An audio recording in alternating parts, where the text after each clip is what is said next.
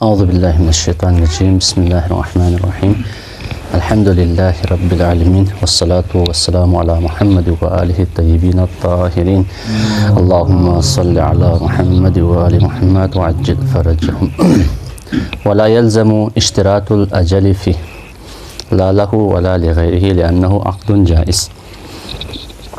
قرض کے بارے میں ہم نے بتایا کہ قرض کے حوالے سے مشہور یہ ہے کہ یہ نہ عقد لازم ہے، محض نہ عقد لازم ہے، اور نہ اس میں جو مدت دی گئی ہے اس کا خیال رکھنا ضروری ہے، بلکہ یہ ایک کیا ہے، درمیانی عقد ہے عقد لازم، لیکن اس میں جو مدت دی گئی ہے اس مدت کی رعایت کرنا نہ مقرض پر واجب ہے اور نہ ہی مختلف پر واجب ہے۔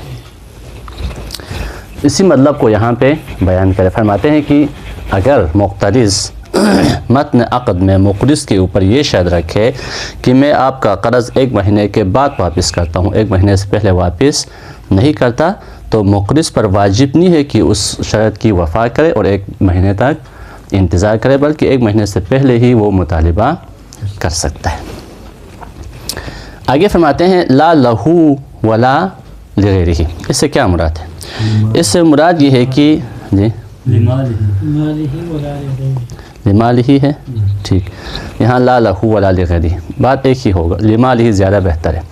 فرماتے ہیں کہ لا لہو ولا لغیرہ، یا لا کیا ہے، لمالہ ولا لغیرہ، نہ اس قرض والا جو مال ہے اس کے لیے اور نہ ہی کسی اور مال کے لیے اس شرط کا وفا کرنا ضروری نہیں ہے۔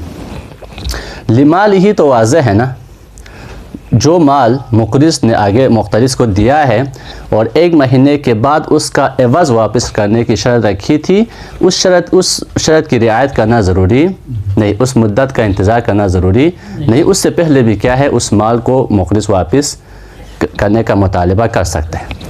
ولا لغیرہ سے کیا مراد ہے؟ ولا لغیرہ سے یہ مراد ہے کہ اگر متن عقد میں مقرض جو ہے مقترض کے اوپر یہ شرط رکھے کہ میں آپ کو قرضہ تو دیتا ہوں، لیکن اس شرط کے ساتھ کہ آپ کا جو پیسہ میں نے ابھی دینا ہے، جس کی مدت آ گئی ہے، وہ آپ 1 ہفتے ڈیلے کریں گے، اس طرح کی شرط کیا ہے مقترض کے اوپر لگاتا ہے۔ مثال کے طور پر کیا ہے، مقرض جو ہے مقروض ہے مقترض کا، پہلے اس نے دیا ہے، کچھ پیسے اس نے دینے تھے، ابھی وہ دینے کا وقت پہنچ چکا ہے، تو ابھی مقترض نے مقرض سے پیسے مانگا، کہا کہ مجھے ادھار دے دے، تو مقرض کیا کہتا ہے، دیتا ہوں، لیکن اس شرط کے ساتھ کہ آپ کے جو پیسے میں نے دینا ہے اور جس کی دینے کی مدت آ گئی ہے وہ آپ 1 ہفتے تک کیا کریں گے، ڈیلے کریں گے۔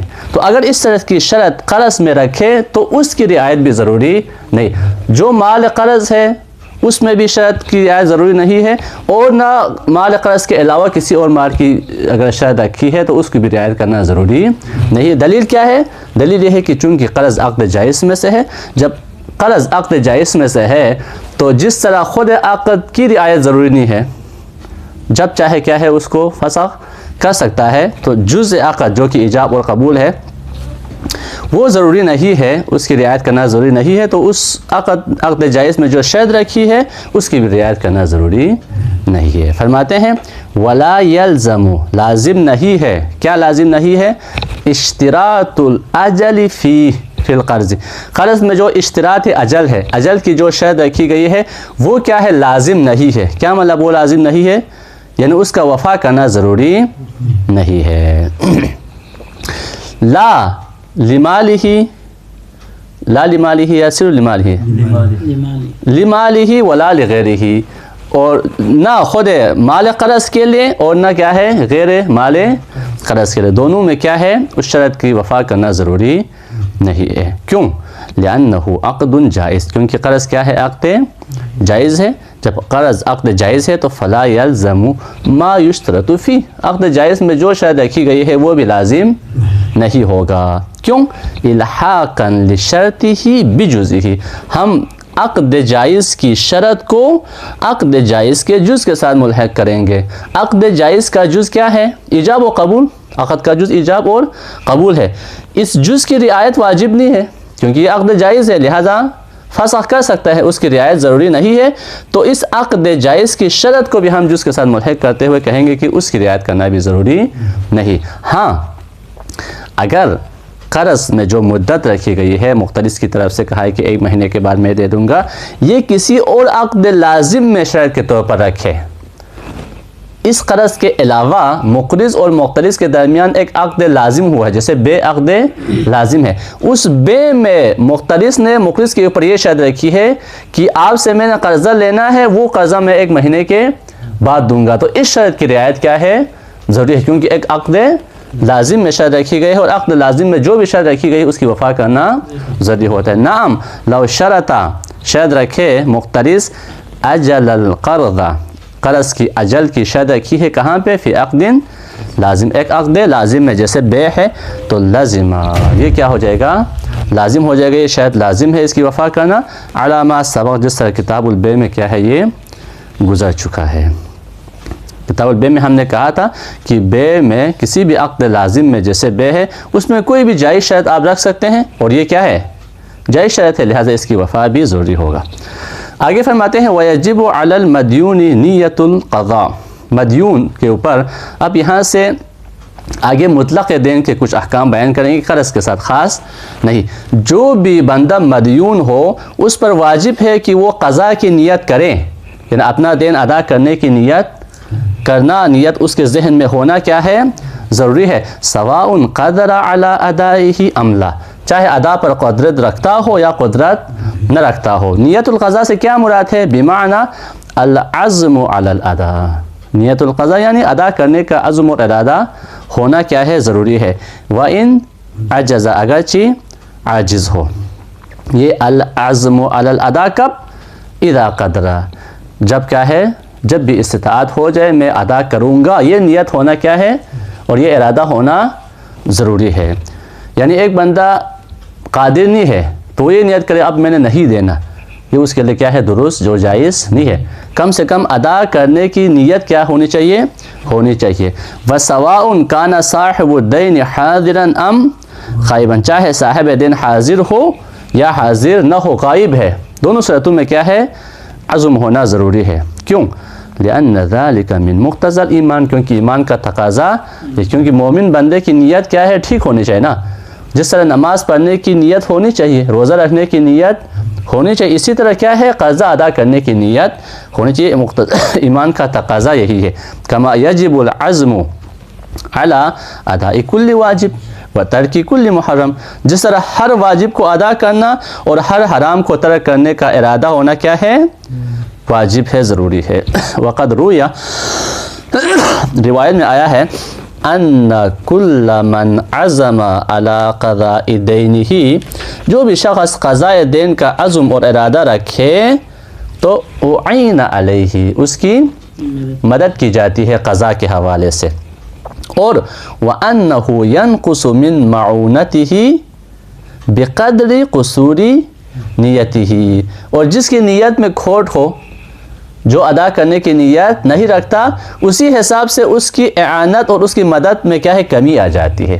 وَأَنَّهُ يَنْقُصُ، کمی آ جاتی ہے، من معونتہ، اس کی اعانت میں، مدد میں کمی آ جاتی ہے، بقدر قصور نیت، اس کی نیت میں جتنا قصور ہے، نیت میں جتنا کھوٹ ہے، اسی حساب سے اس کی مدد بھی کم ہو جاتی ہے۔ یہ حدیث میں آیا ہے۔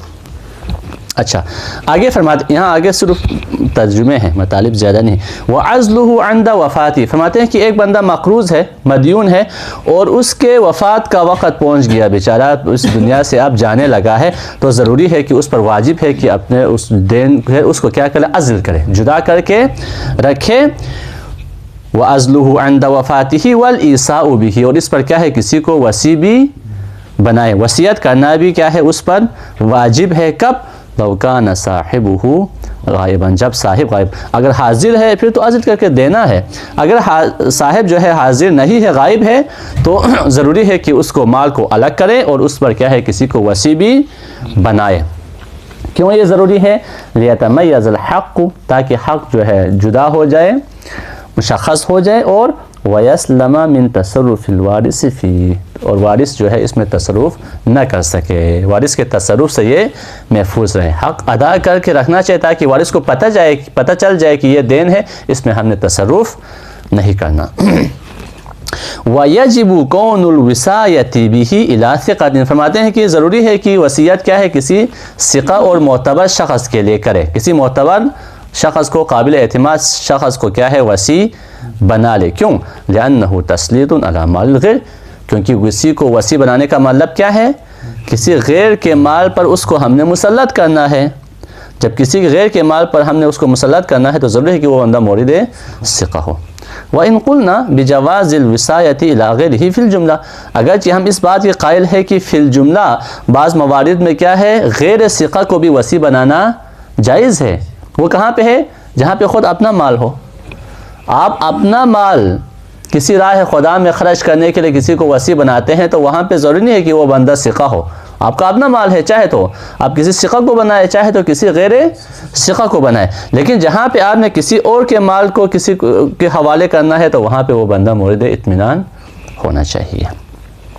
وَلَوْ جَهِلَهُ وَيَئِسَ مِنْهُ تَصَدَّقَ بِهِ عَنْهُ فِي الْمَشْرُوعِ، فرماتے ہیں وَلَوْ جَهِلَهُ، اگر وہ جو صاحب دین ہے، وہ جو مقرض ہے، وہ کیا ہو؟ جاہل ہو۔ وَلَوْ جَهِلَ، یعنی جاہلہ کا فاعل کیا بنے گا؟ مدیون۔ مدیون جو ہے نہیں جانتا ہو کو، یعنی اس مقرض کو، مدیون جو ہے مقرض کو نہیں جانتا، اور وَيَئِسَ مِنْهُ، اور اس کے حوالے سے وہ مایوس ہو چکا ہے، اب یہ بندہ ملنے والا نہیں ہے، تو کیا کرے گا؟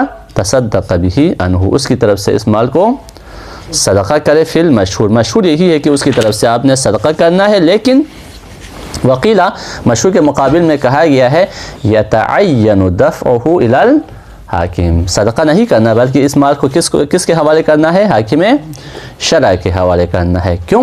لأن الصدقۃ تصرف فی مال الغیر بغیر اذنہ، کیونکہ صدقہ کرنا کسی اور کے مال میں اس کی اجازت کے بغیر تصرف ہے جس کی اجازت نہیں، لہذا حاکم شرع کو آپ دے رہے تو آپ کا ذمہ بری ہو جائے گا۔ شہید فرماتے ہیں آپ کی یہ علت درست نہیں ہے، صدقہ کسی اور کے مال میں بغیر اجازت کے تصرف ہے، لہذا یہ جائز نہیں ہے، یہ بات آپ کی درست نہیں۔ کیوں؟ کیونکہ صدقہ احسان محض ہے، وہ جو صاحب دین ہے اس کے لیے خالص احسان اور نیکی ہے۔ کیونکہ اگر وہ بندہ ظاہر ہو جائے، غائب ہے نا ابھی، وہ بندہ حاضر ہو گیا، حاضر ہونے کے بعد وہ بندہ صدقے پہ راضی نہ ہو جائے تو جس بندے نے صدقہ دیا ہے، ابھی جو مقروض ہے، اس پر واجب ہے کہ وہ اس کا عوض دے دے، جو صدقہ دیا ہے وہ کافی نہیں۔ لیکن اگر وہ ظاہر نہیں ہوتا، پھر بجائے اس کے کہ آپ صدقہ نہ کریں، مال کو اپنے پاس محفوظ کر کے معزول کر کے رکھے، وہ تلف بھی ہو سکتا ہے اور بغیر تفرید کے تلف ہو جائے تو پھر کیا ہے؟ آپ کا ذمہ بھی فارغ ہو جاتا ہے، تو پھر نہ صاحب دین کو وہ مال ملا، نہ راہ خدا میں چلا گیا۔ اس سے بہتر یہ نہیں ہے کہ وہ صدقہ دے دیں، کم سے کم اس کو ثواب تو مل جائے گا۔ فرماتے ہیں وَيُضَعَّفْ، یہ علت درست نہیں ہے، بِأَنَّهُ، یعنی بِأَنَّ التَّصَدُّقَ احسان محض الیہ، یعنی الی صاحب الدین، صاحب دین کے لیے خالص احسان ہے۔ کیوں احسان ہے؟ لأنه ان ظہر، کیونکہ اگر وہ صاحب دین حاضر ہو جاتا ہے، ولم یرض بها، اور صدقہ پر وہ راضی نہیں ہوتا، تو ضمن له عوضها، جو یہ بندہ جس نے صدقہ دیا ہے، جو مقروض ہے، اس پر واجب ہے کہ وہ اس کا عوض صاحب دین کو ادا کریں۔ یہ ایک قاعدہ ہے، ہاں حتی آغا سستانی کا بھی یہی فتویٰ ہے کہ جن موارد میں آپ نے صدقہ دینا ہے، مجہول المالک تھا، مالک چلا گیا، جس کی وجہ سے آپ کا ذمہ کیا ہو گیا؟ صدقہ دینا۔ صدقہ کے دینے کے بعد مالک حاضر ہو جائے اور وہ راضی نہ ہو جائے تو آپ پر واجب ہے کہ اس کا عوض اس کو دے۔ یہ فتویٰ ہے یہاں شہید کا بھی اور آغا سستانی کا بھی اور باقی مراجع کا بھی۔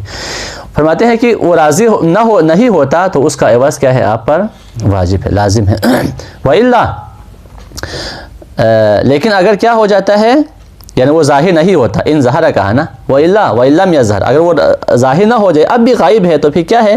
فَهِيَ أَنْفَعُ، یہ صدقہ دینا زیادہ بہتر ہے، کس سے؟ من بقاء العین، عین کو آپ باقی رکھے، کون سا عین؟ المعزولتی، جس کو آپ نے الگ کر کے رکھا ہے، المعرضتی لتلفها، جس کو جو معرض تلف میں ہے، کسی بھی وقت تلف ہو سکتا ہے، بغیر تفریط، ٹھیک، بغیر تفرید کے وہ تلف ہو سکتا ہے المسقط، یہ صفت تلف ہے. کون سا تلف؟ جو مسقط حق ہے. المسقط لحقہ، جو صاحب دین کو کیا ہے، صاحب دین کے حق کو ساقط کرتا ہے. اگر بغیر تفرید کے وہ عین تلف ہو جائے تو کیا ہے، صاحب دین کا حق ختم ہو گیا. اب یہ بندہ کیا ہے، ضامن نہیں. لیکن جہاں پہ صدقہ دیا ہے وہاں پہ اگر وہ آ جائے اور راضی نہ ہو جائے تو پھر کیا ہے، یہ بندہ ضامن ہے. تو اس کا مطلب یہ ہوا کہ صدقہ دینا زیادہ بہتر ہے بجائے اس کے کہ آپ اپنے پاس اس کو رکھیں. یا یہی بات حاکم شرع میں بھی آ جائے گی نا. آپ نے حاکم شرع کو دے دیا اور حاکم شرع کے پاس سے وہ کیا ہے، بغیر تفرید کے تلف ہو گیا، تو پھر حاکم شرع بھی اس کا ضامن نہیں ہے. تو اس بیچارے کو نہ مال ملا نہ ثواب ملا. اس سے بہتر ہے کہ صدقہ دے دے. والاقوى، شیخ فرماتے ہیں اقوى یہ ہے التخییر بین الصدقۃ والدفع الى الحاکم وابقائہ فی یدہ. ان تینوں میں کیا ہے، اسے اختیار ہے. ولا تصح قسمۃ الدین المشترک. جی قیل نے جو کہا تھا ضروری ہے کہ آپ حاکم کو دے دیں کیونکہ صدقہ درست نہیں ہے، اس کو ضعیف کر رہا ہے. اچھا اصل مطلب اب یہاں سے شروع ہو رہا ہے. فرماتے ہیں ولا تصح قسمۃ الدین المشترک، دین مشترک کو تقسیم کرنا صحیح نہیں ہے. کیا مطلب؟ کہنا یہ چاہتے ہیں کہ مثال کے طور پر چند بندے جو ہے نا کہ ذمے پر چند اور بندوں کا کیا ہے، دین اور قرض ہے. مثال کے طور پر ہم دو بندوں کی مثال دیتے ہیں. زید اور عمر، یہ دو بندے مقرض ہیں، صاحب دین ہے. علی اور احمد یہ دونوں کیا ہے، مقترض ہے، یہ مقروض اور مدیون ہے. تو چند بندوں کے ذمے پر چند بندوں کا کیا ہو گیا، دین ہو گیا. تو یہ زید اور عمر جو ہے کیا کرتے ہیں، وہ یہ کہتے ہیں کہ ابھی اس سے پہلے کہ استعفائے دین کرے، ابھی انہوں نے دین واپس، قرض واپس نہیں کیا.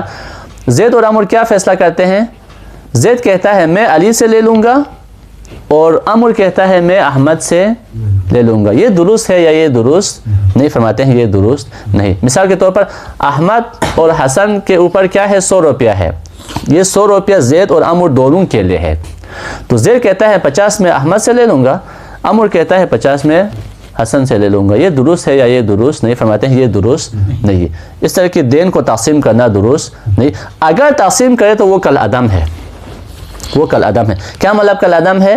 مطلب یہ ہے کہ اگر بعد میں ایک بندے نے دین دے دیا، 50 روپیہ زید کو دے دیا، دوسرے بندے نے کیا ہے، عمر کو 50 روپیہ نہیں دیا، پھر کیا ہوگا، یہی 50 روپے دونوں میں 25-25 کر کے تقسیم ہوگی، کیونکہ جو قسمت آپ نے کی تھی، جو تقسیم کی تھی وہ درست نہیں. تو فرماتے ہیں جو ملا ہے وہ آپس میں تقسیم ہوگا، جو تلف ہو گیا ہے وہ بھی آپس میں تقسیم ہوگا. فرماتے ہیں ولا تصح، صحیح نہیں ہے، قسمت الدین، دین کو تقسیم کرنا. کون سا دین؟ اس کی صفت کیا ہے، المشترکی، وہ دین جو مشترک ہے، بین شریکین فسائدہ، دو بندوں کے درمیان یا دو سے زائد کے درمیان شریک، اس دین کو تقسیم کرنا صحیح نہیں ہے. علل مشہور، یہ متعلق لا تصح ہے، یعنی لا تصح علل مشہور. مشہور یہ ہے کہ یہ صحیح نہیں ہے. بل الحاصل منہ، یعنی من الدین، دین میں سے جو حاصل ہو جائے، جو ملے، وہ لہما، دونوں کے لیے ہوگا. والتاوی بالمثنى، تاوی کہے. والتاوی وهو الحالق، تاوی کیا ہے، جو ہلاک ہو چکا، جو نہیں ملا.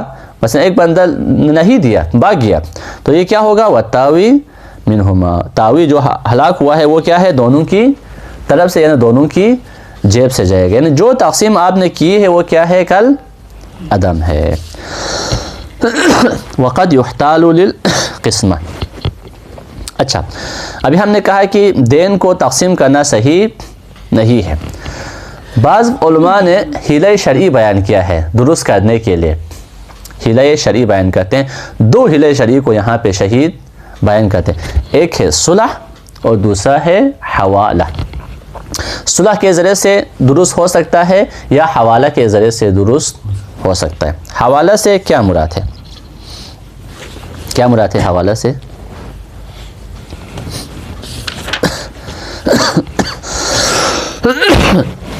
کبھی پڑھا ہے حوالہ؟ یہ توضیح المسائل میں بھی ہے، کتاب الحوالہ، منہاج میں بھی ہے کتاب الحوالہ، اور انشاءاللہ آگے بھی یہاں پہ آئے گا کتاب الحوالہ.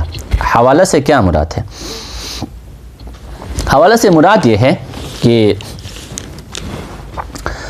مقروض شخص وہ مقرض کو، اپنا مقرض جس نے اس سے کیا ہے قرض لینا ہے، اس مقرض کو کسی شخص ثالث کا حوالہ دینا کہ آپ جو ہے اپنا قرض فلان بندے سے لے لیں، اس کو کیا بولتے ہیں؟ حوالہ۔ مثال کے طور پر شیخ رضا میرا مقروض ہے، شیخ رضا نے مجھے 1,00,000 روپیہ دینا ہے، تو شیخ رضا کیا ہے؟ مقروض ہے، میں مقرض ہوں، تو میں شیخ رضا سے کہتا ہوں کہ آپ میرا 1,00,000 دے دیں، تو شیخ رضا کیا کہتے ہیں؟ شیخ عیسیٰ سے آپ لے لیں، اس کو حوالہ بولتے ہیں، یعنی کسی اور کے حوالے کرنا، کسی اور کا حوالہ دینا، اس کو حوالہ بولتے ہیں۔ ٹھیک، یہ ہو گیا حوالہ۔ تو یہاں پہ دین کو تقسیم کرنا صحیح نہیں تھا، تو بعض لوگوں نے کہا کہ حوالہ کے ذریعے سے کیا ہے؟ درست ہو سکتا ہے۔ کس طرح؟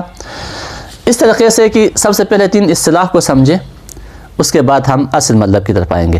ایک ہے محیل، ایک ہے محال، اور ایک ہے محال علیہ۔ محیل کون ہے؟ حوالہ دینے والا، اس میں فاعل ہے نا محیل۔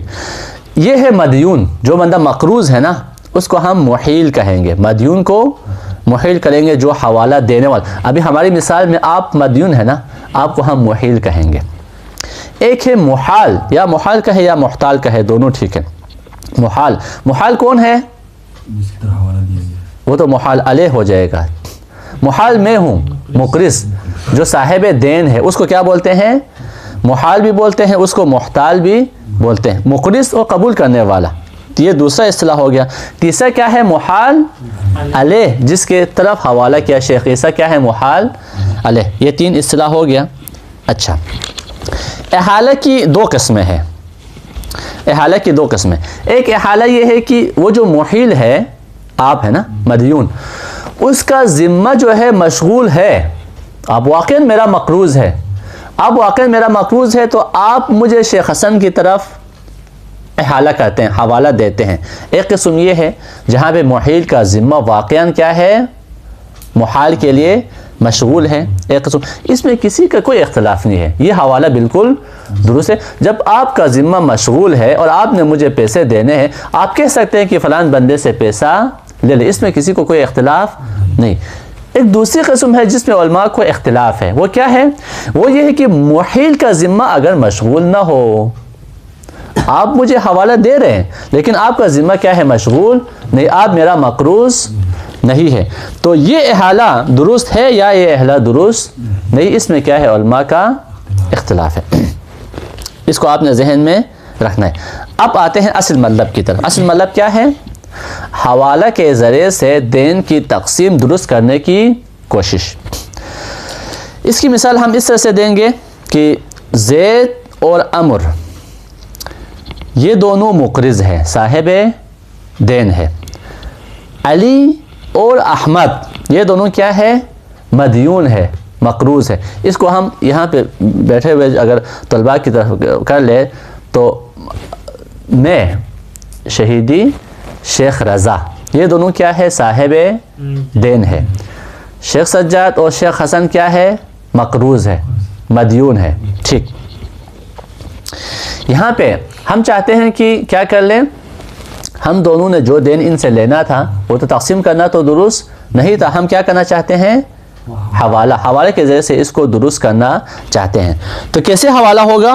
حوالہ اس طریقے سے ہوگا کہ ہر مقرض جو ہے، مقرض دونوں جو ہے نا، ہر ایک اپنا حصہ جو انہوں نے مدیون سے لینا ہے اور مدیون کے ذمے پر ہے، اس کی نسبت ایک دوسرے کو حوالہ کرے۔ مثلا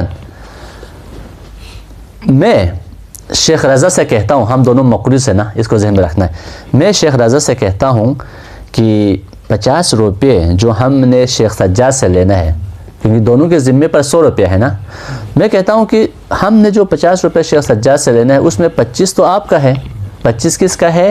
میرا ہے۔ اس 25 کی نسبت میں آپ کو حوالہ کرتا ہوں، یعنی آپ وہ 25 شیخ سجاد سے لے لے تو کیا ہوگا؟ پورا کا پورا 50 آپ کو شیخ سجاد سے مل گیا۔ ٹھیک، میں نے آپ کو حوالہ کیا۔ پھر آپ مجھ سے کہتے ہیں شیخ حسن سے ہم نے 50 روپے لینا ہے نا، لینا ہے، 25 آپ کا ہے اور 25 میرا ہے، تو آپ مجھ سے کیا کہتے ہیں؟ شیخ رضا شیخ رضا مجھ سے کہہ رہا ہے کہ وہ 25 جو میں نے شیخ حسن سے لینا ہے، آپ نے شیخ رضا نے خود لینا ہے، اس کی نسبت میں آپ کو کیا شیخ حسن کا حوالہ دے دیتا ہوں، آپ شیخ حسن سے لے لیں۔ تو یہاں پہ کیا ہوا؟ یہاں پہ حوالہ ہو گیا، ہر مقرض نے ایک دوسرے کو کیا ہے مدیون کی طرف حوالہ کر دیا۔ اس طرح کیا ہو جائے گا؟ تقسیم دین صحیح ہو جائے گا۔ لیکن یہاں پہ ہم نے کیا کہا تھا؟ وہ جو محیل ہے، حوالہ دینے والا ہے، اس کا ذمہ مشغول ہونا چاہیے، یہ کہا تھا نا۔ یہاں پہ کیا ہے؟ محیل کا ذمہ مشغول ہے یا نہیں ہے؟ نہیں ہے۔ محیل یہاں پہ کون ہے؟ ہم دونوں میں آپ کا محیل ہوں اور آپ میرا محیل ہے۔ محیل کا ذمہ کیا ہے؟ یہاں پہ مشغول نہیں ہے۔ تو اس طرح کا حوالہ درست ہے یا نہیں ہے؟ شیخ فرماتے ہیں اس بنا پر کہ محیل کا ذمہ مشغول ہونا ضروری نہیں ہے، اس بنا پر تو ٹھیک ہے، لیکن اگر ہم یہ کہیں کہ محیل کا ذمہ مشغول ہونا ضروری نہیں ہے کہے تو پھر ٹھیک ہو جائے گا، اگر ہے کہے تو یہ صحیح نہیں ہوگا۔ دیکھتے ہیں حل ہوا یا نہیں ہوا۔ وقد یحتال للقسمہ، کبھی تقسیم دین کے لیے حیلے شرعی سے کام لیا جاتا ہے۔ کیسے؟ اس طریقے سے بِأَنْ يُحِيلَ كُلٌّ مِّنْهُمَا، ہر ایک کون ہے؟ زید اور عمرو جو مقرض ہے، ابھی مقترض کی بات نہیں آئی، مدیون کی بات نہیں ہے، بلکہ زید اور عمرو، شیخ رضا اور میں، ہم دونوں کیا کرتے ہیں؟ یحیل کل منہما، ان دونوں ہر ایک کیا احالہ کرتے ہیں؟ صاحبہ، اپنے صاحب کو۔ کون ہے صاحب؟ نہیں، ابھی مدیون نہیں آیا۔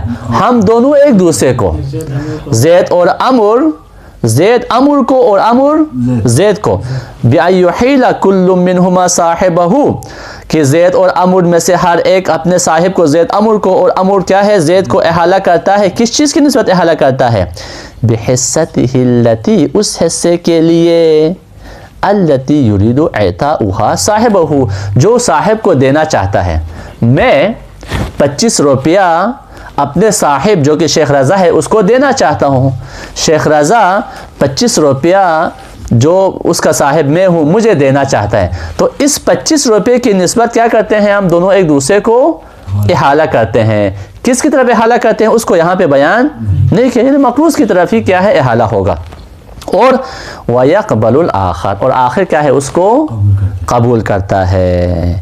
تو فرماتے ہیں کہ اس طرح کیا ہے دین کی تقسیم درست ہو جائے گی، بناءً علی صحت الحوالۃ من البری، لیکن یہ اس بنا پر ہے کہ بری کی طرف سے، جہاں پہ محیل کا ذمہ مشغول نہ ہو، اس بری کی طرف سے حوالہ صحیح ہے، اس بنا پر کیا ہے؟ یہ حوالہ درست ہوگا۔ لیکن اگر ہم یہ کہیں کہ جب تک محیل کا ذمہ مشغول نہ ہو حوالہ درست نہیں، اگر ہم یہ کہیں تو پھر اس طرح کا حوالہ درست نہیں ہوا، کیونکہ نہ شیخ رضا میرا مقروض ہے اور نہ ہی میں شیخ رضا کا مقروض ہوں۔ خلاصہ کلام کیا ہوا؟ خلاصہ کلام یہ ہوا کہ حوالہ میں اگر محیل کا ذمہ محال کے لیے مشغول ہے پھر تو کسی کو کوئی اختلاف نہیں، لیکن جہاں پہ محیل کا ذمہ محال کے لیے مشغول نہ ہو وہاں پہ اختلاف موجود ہے۔ یہ حوالہ کب درست ہوگا؟ اس بنا پر کہ اگرچہ محیل کا ذمہ محال کے لیے مشغول نہ ہو تب بھی کیا ہے؟ یہ حوالہ درست ہے۔ اس بنا پر، یا ہم فرض کرتے ہیں کہ پہلے سے ہی اس معاملے سے پہلے کہ پہلے سے ہی ہم دونوں کا ذمہ ایک دوسرے کے لیے کیا ہے؟ مشغول ہو چکا ہے کسی اور عقد کی وجہ سے، پھر بھی کیا ہو جائے گا؟ یہ درست ہو جائے گا۔ یہ ہو گیا ایک حیلہ شرعی۔ دوسرا حیلہ شرعی کیا ہے؟ دوسرا حیلہ شرعی ہے کہ آپ صلح کریں، ایک دوسرے کے لیے کیا ہے؟ صلح کریں۔ کس طرح صلح کریں؟ یعنی دونوں شیخ رضا اور میں اس بات پہ ہم صلح کرتے ہیں کہ ایک بندہ فلان سے لے لے اور دوسرا بندہ فلان سے پورا لے لے، تو یہ ایک قسم کا صلح ہے۔ مثال کے طور پر میں شیخ رضا سے کہتا ہوں کہ آپ نے علی سے 25 لینا ہے اور میں نے بھی علی سے 25 لینا ہے، آپ نے بھی کیا ہے؟ حسن سے 25 لینا ہے اور میں نے بھی حسن سے 25 لینا ہے۔ تو کیا کہتے ہیں؟ میں شیخ رضا سے کہتا ہوں کہ میں نے جو علی سے 25 لینا ہے وہ آپ لے لیں، آپ نے عمر سے جو 25 لینا ہے وہ میں لے لوں گا۔ یہ کیا ہے؟ ایک قسم کا صلح ہے، اور یہ صلح بھی کیا ہے؟ درست ہے۔ فرماتے ہیں وَقَذَا، اسی طرح صحیح ہے کیا؟ لو اصطلحا، اگر دونوں کیا کریں؟ صلح کریں۔ زید اور عمرو کا ہے یا میں اور شیخ رضا دونوں صلح کرتے ہیں، کس پر صلح کرتے ہیں؟ علی ما فی الذمم، ما فی الذمم پر، جو کچھ کیا ہے مقروض دونوں کے ذمے پر ہے اس پہ ہم صلح کرتے ہیں۔ بعضاً ببعض، صلح کرتے ہیں کس پر؟ بعض کے بدلے میں بعض پر. یعنی یہ بعضا ببعض کو اگر ہم عربی میں ٹرانسلیٹ کرنا چاہیں تو یہ ہو کیا ہے؟ یعنی بعض ما فی الذمم فی مقابل البعض الاخر، یعنی جو ذمہ میں سے ایک بعض پر ہم صلح کرتے ہیں اس دوسرے بعض کے مقابل میں. یہ بھی کیا ہے؟ درست ہے. وفاقا للمصنف فی الدروس، مصنف نے کتاب دروس میں بھی یہی بات کی ہے. یہاں پہ بعضاً جو ہے ترکیب میں کیا ہوگا؟ منصوب ہے نا، یہ بعضاً ببعض کا، یہ بعضاً کیا ہوگا ترکیب میں؟ یہ عطف ہے اس پر ما جو ہے نا اس کے محل پر یہ عطف ہے، کیونکہ یہ ما محلاً منصوب ہے نا. لو اصطلحا، یہ اصطلاحہ کیا ہے؟ صلح میں باب افتعال ہے نا، یہ تا تو میں تبدیل ہوا. تو یہ ما فی الذمم میں جو ما ہے وہ ظاہراً تو کیا ہے؟ اس کے اوپر الا داخل ہوا، لیکن محلاً یہ کیا ہے؟ منصوب، کیونکہ ما فی الذمم پر صلح ہو رہا ہے لہٰذا وہ محلاً منصوب ہے. تو یہ بعضاً جو ہے عطف ہے اس ما کے محل پر، لہٰذا یہ کیا ہو گیا ہے؟ منصوب ہوا. جس طرح قرآن میں ہے نا وَامْسَحُوا بِرُؤُوسِكُمْ وَأَرْجُلَكُمْ، یہ بِرُؤُوسِكُمْ وَأَرْجُلَكُمْ میں ارجلکم کیا ہے؟ رؤوس پر عطف ہے، پھر بھی کیوں منصوب ہوا یہ؟ کیونکہ رؤوس کے محل پر کیا ہے؟ یہ عطف ہے. تو یہاں پر بھی اسی طرح یہ بعضاً جو ہے ما کے محل پر عطف ہے. تو بعض پر کیا کرتے ہیں؟ صلح کرتے ہیں دوسرے بعض کے مقابل میں. الحمدللہ رب العالمین. اللہم صل علی محمد و آل محمد.